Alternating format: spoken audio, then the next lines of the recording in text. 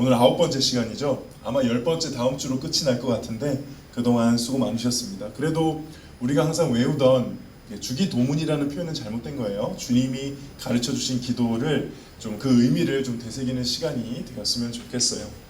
오늘은 시험에 들게 하지 마시고 그다음에 다만 악에서 구하시옵소서라는 이 말씀 부분을 살펴보도록 하겠습니다. 일단 여기서 시험이 무엇일까요? 물론 당연히 지금 여러분들이 시험 기간인 그 시험을 말하는 건 아니겠죠. 여러분들 교회에서 이런 말 많이 들어보지 않았나요? 나 시험 들었다. 나 시험 들었다. 소개팅을 나갔더니 상대방의 얼굴이 엉망진창이어서 시험 들었다. 그런 말 안 해요? 저는 개인적으로 가장 시험에 들었던 순간이 언제였냐면은 저도 목사도 시험 듭니다. 언제 시험 들었냐면은 나는 몰랐는데 어떤 친구가 와가지고 목사님 시험 들었어요. 왜? 목사님 그때 저한테 제가 인사를 드렸는데 제 인사 안 받으셨어요. 근데 그 다음 주에 제가 친구 데리고 오니까 저한테 먼저 다가오셔서 인사하셨어요.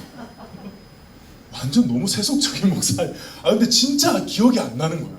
나는 너무 미안해가지고 진짜 미안하다. 근데 그게 아니다.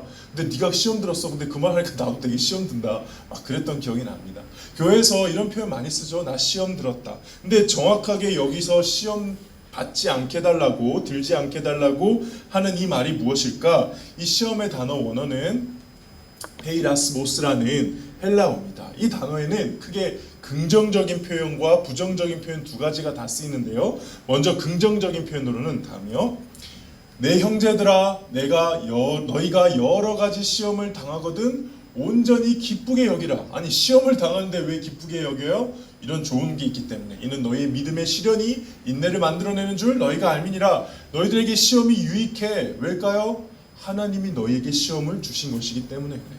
그러니까 하나님이 주시는 긍정적인 시험이 있어요. 여러분들 이거 하면 제일 먼저 떠오르는 게 누굴까요? 아브라함 아닌가요? 하나님이 아브라함을 시험하시는 장면 등장하죠. 그런 긍정적인 시험이 있고 근데 부정적인 시험이 있습니다. 다음이요. 서로 분방하지 말라. 마지막에 사탄이 너희를 시험하지 못하게 하려 합니다. 성경에는 그래서 하나님이 주시는 시험과 사탄이 주는 시험이 있습니다. 사탄이 우리를 위해서 시험을 줄까요? 아니요. 우리 망하게 하려고. 우리를 이제 하나님으로부터 멀어지게 하려고. 사탄이 했던 시험 중에 제일 기억에 남는 시험이 뭐예요? 감히 예수님도 시험하는. 예수님이 이 땅에 구원하려 오셨는데 그 사역을 방해하기 위해서 광야에서 시험하죠. 그래서 시험하면은 크게 항상 두 가지가 있다고 기억하셔야 돼요. 하나님이 주시는 시험, 사탄이 주는 시험. 자, 그러면 오늘 이 주님이 가르쳐 주신 이 기도에서 시험에 들게 하지 마시옵고 할 때 이 시험은 하나님이 주신 시험일까요? 사탄이 주는 시험일까요? 1번, 2번. 찍으면 되는데. 2번입니다. 왜 그러냐? 잘 생각해 보세요. 하나님이 주신 시험이면은 시험에 들지 않게 해달라고 기도할까요? 시험을 잘 견디게 해달라고 기도할까요? 어렵나요? 하나님이 주시는 좋은 시험이라고 할 수는 없죠. 어쨌든 나를 위해 주시는 유익한 시험은 그 시험에 빠지지 않는 게 아니고 잘 견딜 수 있게 해달라고 기도하는 거예요. 근데 지금 시험에 들지 않게, 빠지지 않게 해달라고 기도하고 있죠. 이 말은 뭐냐? 지금 여기 등장하는 시험은 하나님이 주시는 시험이 아니라 사탄이 주는 시험. 사탄이 우리를 공격하기 위해서 하는 그 시험을 말합니다. 하나님의 백성으로 예수님의 제자로 살지 못하도록 하나님과 나 사이를 방해하는 사탄의 시험으로부터 나를 보호해 달라는 기도인 것이죠. 그래서 그 뒤에 다만하고 악에서 구원하옵소서 하잖아요. 이 다만은 사실 헬라어로 알라라는 접속사인데 약간 좀 의미가 여러 가지가 있어요. 예를 들면 이런 거예요. 하나님, 나를 사탄의 시험에 들지 않게 하시고 더 나아가 나를 악으로부터 구원해 주소서라고도 하고요. 우리가 시험에 들지 않도록 앞에 말 받아서 우리가 악으로부터 구원해 주세요. 그래서 앞에 문장과 뒤에 문장을 연결하는 글이라는 겁니다. 그래서 이 말은 사실은 두 가지 기도 같지만 한 가지 기도입니다. 결국 시험과 악인들, 죄, 사탄의 공격들로부터 나를 보호해 주십시오. 특히 여기서 악으로부터 구원해 달라 때 이 악은 두 가지 의미가 또 있어요. 추상적인 악도 되지만은 여기서는 악인들도 돼요. 우리가 살아가면서 만나게 되는 나를 공격하는 악한 사람들로부터 나를 보호해 달라. 그러므로 지금 이 기도는 여러분들 항상 이 주님이 가르쳐주신 기도할 때 이 부분 딱 들어오면은 이번 주에 내 죄 안 질렀는데 또 죄 졌어. 그 죄를 회개하기 위해서 하는 기도가 아니고 사실 이 기도는 전체적으로 거시적으로 봤을 때 하나님의 자녀들이 저와 여러분 같은 기독교인들이 이 세상 살아갈 때 우리를 넘어뜨리기 위해서 공격하는 사탄의 공격과 악인들의 방해 그런 것들로부터 나를 지켜달라 보호해달라라는 기도라는 것이죠. 이해가 되십니까? 오늘 설교 끝?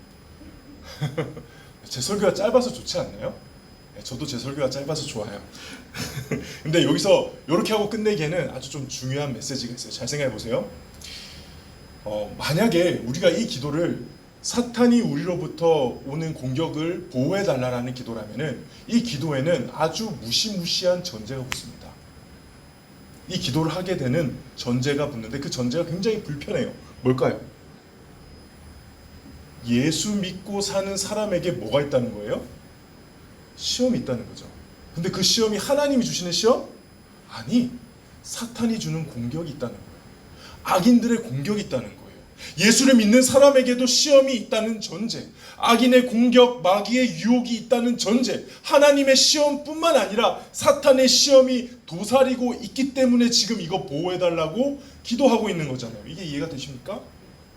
왜냐하면 제가 전에 한번 말씀드렸는데 이 주님이 가르쳐 주신 기도, 이 기도문은 그냥 아무나 할 수 있는 게 아니에요. 이 기도문은 세례받고 나 정말 예수님 믿는다라고 한 사람만 할 수 있는, 지금은 아무나 다 하지만 원래 이거는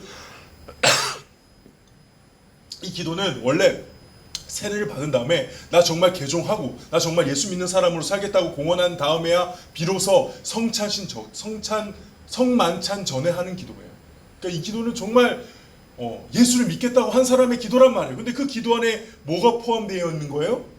사탄의 공격과 시험이 전제되어 있다는 거죠. 아니, 예수님을 믿고 하나님의 자녀가 되면 그럼 사탄의 시험과 악인들의 공격으로부터 자유로워야 되는 거 아닙니까? 아니, 예수 믿고 나서도 나의 죄 문제를 해결하고 나서도 이렇게 사탄의 그 죄의 공격들, 악의 공격들을 받고 살아야 된다? 그러면 예수님 왜 믿어야 되죠? 라고 불편하게 질문하게 된다는 거예요. 그렇죠? 그렇지 않나요? 나는 이게 굉장히 불편했는데. 자, 여기서 우리가 그동안 많은 교회 다니는 선배들이, 여러분들의 부모님이나 여러분의 선배님이나 신앙의 선배들이 잘 얘기해 주지 않는 그리스도인의 정체성이 싹 드러납니다. 여러분들, 기독교인이 누군가요? 그리스도인이 어떤 사람인가요? 제가 제일 많이 쓰는 표현, 하나님의 백성, 구원받은 사람, 용서받는 사람, 예수 믿는 사람, 맞아요. 다 맞는데 아는 사람들이 요거 빼먹어요. 그리스도인의 정체성이 뭔지 아세요? 예수 믿는 사람은 누구다 했을 때 이게 절대 빠지면 안 돼요. 뭐냐? 배신자예요. 예수 믿는 사람은 배신자예요. 무슨 말이냐면 세상에 대해서 배신한 사람이에요. 사탄에 대해서 배신한 사람이에요. 죄로부터 배신한 사람이에요. 설명해 볼게요. 제가 얼마 전에 넘겨주세요. 네, 넘겨주세요. 이걸 안 보고 갔구나. 얼마 전에 이 탈북자들의 유튜브를 좀 보게 되었는데, 오늘 제가 보려고 본 건 아니고 그 알고리즘이 따라오더라고요. 어떻게 하다 보니까. 근데 전 처음에 탈북자 그러면 다 촌스럽고 못생기고 막 좀 그런 안 좋은 인상이 있었는데 와서 자본주의 물을 많이 드셨는지 별로 우리랑 다를 바가 없어 보이더라고요. 이 사람들이 얘기하는 많은 얘기들이 참 흥미로웠습니다. 남한에 와서 놀라웠던 점들, 북한에서는 상상할 수 없는 뭐 남한의 특징 몇 가지, 이런 거 보고 있으면은 감사하면서도 재미있더라고요. 다 조회수를 올려가지고 돈 벌기 위한 그런 거긴 한데 참 자본주의에 잘 적응한 것 같아요. 근데 기억에 남는 게 이런 거예요. 대한민국에 처음 왔는데 처음 먹어본 과자를 보고 이거 자본주의 맛이 대단하구나, 그걸 경험한다든가. 그 국정원 가서 조사받고 있잖아요. 그럼 이제 주말에 이렇게 데리고 이렇게 구경을 시켜준대요. 그럼 가는 데가 육상빌딩이래. 육상빌딩에 들어가서 아쿠아리움 거기 가면, 수족관에 가면은 깜짝 놀란대요. 아니, 이 커다란 빌딩에 웬 바다가 있지? 막 그러면서 놀란다는 거예요. 막 그런 얘기를 해주면서 결국 하고자 하는 말이 뭐냐면은 나는 지금 여기 와서 너무 좋다는 거예요. 전에 있던 북한에서 살 때는 진짜 속고 살았고 너무 몰랐다가 여기 와서 모든 걸 알게 되니까는 나는 정말 내 이 두 번째 조국이 내 진짜 조국이라는 거예요. 그래서 그런 질문을 한다잖아요. 만약에 북한하고 남한하고 축구 경기하면 누구 원하느냐? 탈북자들은 당연히 이렇게 해요. 당연히 남한이죠. 나는 대한민국 국민인데 라고 이야기한다. 그만큼 그런 부분들을 얘기하는데, 그러면서 나온 얘기가 뭐냐면, 그 중에서 어떤 탈북자가 다시 북한으로 간 이야기 있잖아요. 북한으로 가서 유튜브를 찍었는데 막 남한에 대해서 비판하는 그런 동영상에 대한 얘기를 하는데, 거기에 대해서 이 사람들이 이렇게 얘기하더라고요. 아마 납치당한 걸 거라고. 아마 그 북한에 가족이 있어서 어쩔 수 없이 간 걸 거라고. 내가 아는 한 탈북자들은 절대 다시 북한 가고 싶지 않다고. 여기 와서 남한의 이 자유를 맛보고 나면은 북한 가면 못 산다고.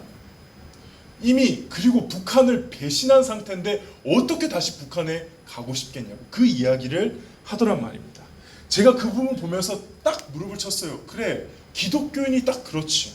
기독교인은요, 이 탈북자가 북한을 탈출했던 것처럼 기독교인은 세상으로부터 탈출한 사람들입니다. 어디로요? 하나님 나라로. 기독교인이 되는 순간 우리는 자동적으로 세상의 배신자가 되는 거예요. 탈북자가 되는 순간 자동적으로 북한의 배신자가 되듯이, 기독교인이 되는 순간 이 세상을 잠시 장악하고 있는 그 악의 세력들의 입장에서 보면은 현상 수배범이 되는 거예요. 자동으로 핍박과 공격의 대상이 되는 겁니다. 그게 기독교인이에요. 이게 우리 기독교 선배들이 잘 얘기 안 해주는, 그냥 교회 나와서 저기 10대 라면 있으니까 와서 라면 먹어, 저기 오락기 있으니까 같이 오락해 라는 말만 나 같은 사람들이 많이 하지, 사실 잘 말 안 해주는 기독교인의 정체성이라는 거죠. 그래서 기독교의 역사를 한번 공부해 보십시오. 지금 우리는 너무 편하게 재밌게 교회에 오락기도 있고 라면도 있고 정말 편하게 친구들과 예수를 믿고 있지만은, 많은 경우 예수를 믿는다는 것은 공격받는 입장이 되는 경우가 역사적으로 많습니다. 예수님이 승천하시고 나서 초대 교회가 한 300년 동안 그렇게 핍박을 받았고요. 그 다음에 면죄부를 파는 등 중세교회가 잘못된 길을 가고 있을 때 제대로 믿겠다라고 종교개혁을 한 사람들도 핍박을 받았고요. 우리나라는 어땠습니까? 우리나라에 기독교가 전해왔을 때 그냥 순탄하게 왔나요? 아니요. 처음 믿는 사람들 일제로 인해서, 그 다음에 공산주의로 인해서 엄청난 공격과 탄압을 받았거든요. 그래서 우리가 사실 이렇게 세련되게 나이스하게 멋지게 예수님을 믿는 이 신앙생활, 감사한 것이긴 하지만 절대 당연한 건 아니라는 거예요. 어쩌면 공격할 필요가 없을 만큼 타락해서 공격 안 하는 걸 수도 있습니다. 분명한 것은 교회의 본질은, 기독교인의 본질은 세상을 버린 사람들이에요. 세상을 배신한 사람. 그래서 하나님께로 귀한 사람들이기 때문에 악의 세력들 입장에서 보면은 그 순간 공격 대상일 수밖에 없는 것이죠. 그러므로 나에게 이렇게 궁금할 때가 있죠. 내가 정말 예수 믿는 사람인가? 내가 정말 기독교인인가? 질문 바꿔보시면 됩니다. 나는 정말 세상을 향해서 배신한 사람인가? 나는 세상으로부터 탈출한 사람인가? 탈북자들이 북한을 버리고 남한에 온 것처럼 나도 확실하게 사탄의 지배를 버리고 하나님의 통치가 있는 하나님의 나라로 탈출한 사람인가? 스스로 물어보아야죠. 빨리 배신할 수 있는 은혜가 있기를 주님의 이름으로 축복합니다. 말씀을 정리하겠습니다. 오늘 말씀은 우리에게 아주 심플한 사실을 던져줍니다. 우리는 지금 취미 생활을 하고 있는 게 아니다. 우리는 지금 우리의 마음을 다스리고 우리의 삶의 어떤 평안과 행복을 기원하기 위해서 하나의 종교를 선택하고 그 종교 생활을 하고 있는 게 아니다. 우리는 지금 우리의 대적자들과 우리를 향해 공격하기 위해 정말 울부짖으며 돌아다니는 그런 대적자들 앞에서 영적인 전쟁 중이다. 지금은 평시가 아니라 전시다라는 사실을 깨닫게 해주는 것이죠. 다음 장면. 제가 좋아하는 영화 중에서 매트릭스라는 영화가 있어요. 여러분들 보셨나요? 네, 안 봤어요?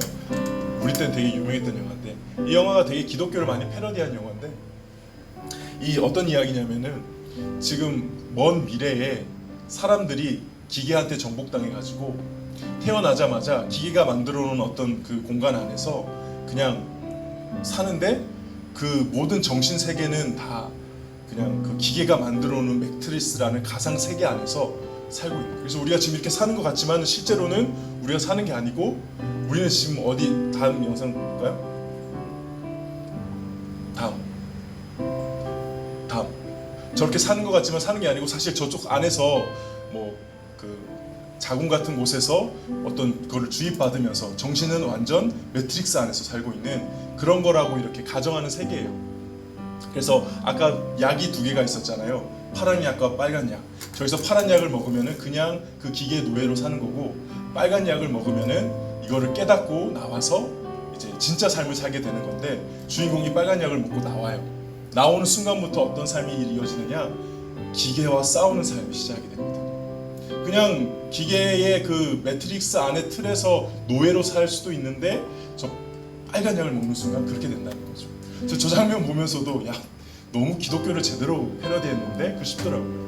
진짜 그래요. 여러분들 이 세상에서 그냥 살 수 있어요. 세상이 말하는 가치관들, 그냥 나를 위해서 살아라, 돈이 최고다, 그냥 내가 즐기면 짱이다, 뭐 다른 게 무슨 세상의 삶의 목적이냐 이런 거 필요 없어, 그냥 살면 돼라고 하는 그 세상이 주는 가치관에서 쭉 살면 돼요. 살면 돼요. 뭐 그건 이제 파란 약 먹는 거죠. 근데 정신 차리고 거기서부터 나오게 되면은 이제 더 이상 그 삶과는 친구가 될 수가 없어요. 그 삶과 싸우게 돼요. 그 삶을 다시 돌아갈 수 없어요. 그게 저와 여러분들의 삶이라는 것이죠. 그래서 저는 기독교야말로 진짜 위험한 종교다. 되게 나이스한 것 같고 교회 오빠, 교회 누나들 너무 좋고, 근데 그게 아니다. 진짜 예수님이 나에게 하신 일이 무엇인지, 진짜 이 세상이 어떤 일이 일어났는지를 깨닫게 된다면은 우리는 전쟁터로 나아갈 수밖에 없다. 이게 저는 우리가 가르쳐주는 진짜 기독교라고 믿습니다. 정체성이 바뀌고 국적이 바뀌고 세상을 향해 배신자가 되어 힘들게 사는 것 같지만 하나님의 보호하심 속에 이 주님이 가르쳐준 기도의 이 마지막 기도를 하나님께 드리며 이 세상에서 당당하게 힘들지만 그래도 하나님을 의지하며 살아가는 저와 여러분이 될 수 있기를 주님의 이름으로 축복합니다. 이제 우리 함께 찬양